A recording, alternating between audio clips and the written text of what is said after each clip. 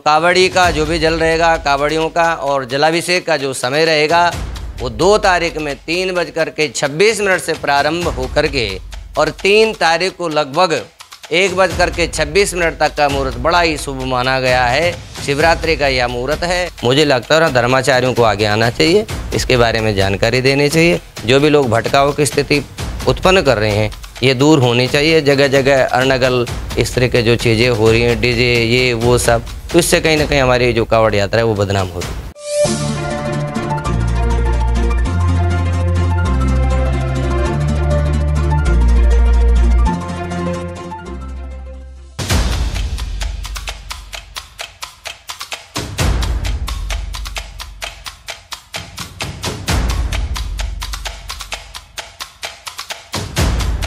Roorkee hub के सभी दर्शक जो भी हमें देख पा रहे हैं, सभी को जय श्री राम, हर हर महादेव। शिवरात्रि का पावन पर्व आने वाला है। श्रावण मास भगवान शिव को बहुत ही प्रिय मास है और इस मास में किए गए समस्त पूजा पाठ से भक्तों के संपूर्ण मनोरथ पूर्ण होते हैं।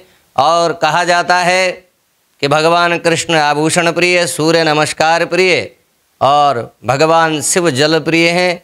जो भी भगवान को इस समय जलाभिषेक किया करते हैं उनकी संपूर्ण कामनाएं भगवान पूर्ण करते हैं।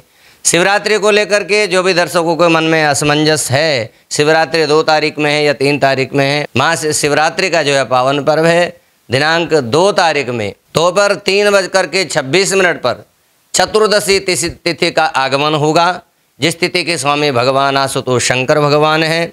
तो कावड़ी का जो भी जल रहेगा, कावड़ियों का और जलाभिषेक का जो समय रहेगा वो 2 तारीख में 3:26 से प्रारंभ होकर के और 3 तारीख को लगभग 1:26 तक का मुहूर्त बड़ा ही शुभ माना गया है। शिवरात्रि का यह मुहूर्त है। शिवरात्रि अर्थात यह जो व्रत होता है, इस व्रतों को लेकर भी बहुत से लोगों के मन में असमंजस रहता है कि जैसे लोग प्रातःकाल से व्रत रखते हैं, शाम को खोल देते हैं। यह व्रत का नियम नहीं है। व्रत का नियम ये होता है कि इसमें रात्रि अर्थात 4 पहर की पूजा भगवान शिव की जाती है, आराधन किया जाता है, रात्रि जागरण किया जाता है और काम क्रोध मद मोह लोभ से हम दूर रहें और इस संसार में अपनी मनुष्यता को सार्थक करें, इस निमित्त यह कार्य किया जाता है। और इसमें पूजा में आप भगवान शिव को बिल्व पत्र से लेकर के दूध, दही, गिलोय, शहद, गन्ने का रस आदि अनेकों पदार्थ से, घी से, मक्खन से भगवान का आप अभिषेक कर सकते हैं।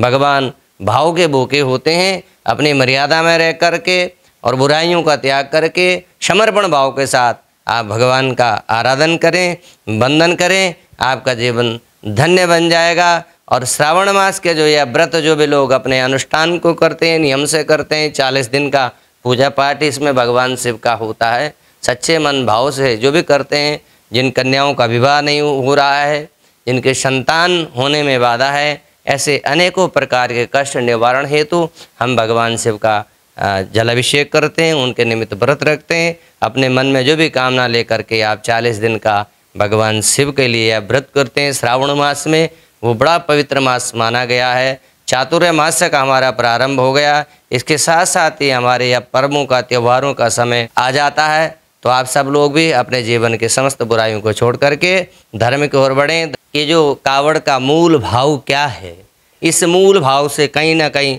हमारे जो युवा हैं वो कहीं ना कहीं कुछ दिग्भ्रमित की ओर जा रहे हैं, दिग्भ्रमिता की ओर जा रहे हैं। केवल ये मान नहीं होना चाहिए कि आप कुछ दिखाने के लिए धर्म करें। धर्म अपने अंतर्मन से होता है। धर्म का संबंध आपका आत्मा और परमात्मा का मिलन होता है। इसको आप अन्यथा ना लें, ऐसा कंपटीशन न करें कि आप बहुत जल लेकर के जा रहे हैं। कावड़ का जो मूल भाव है उससे कहीं ना कहीं हम भटके हैं।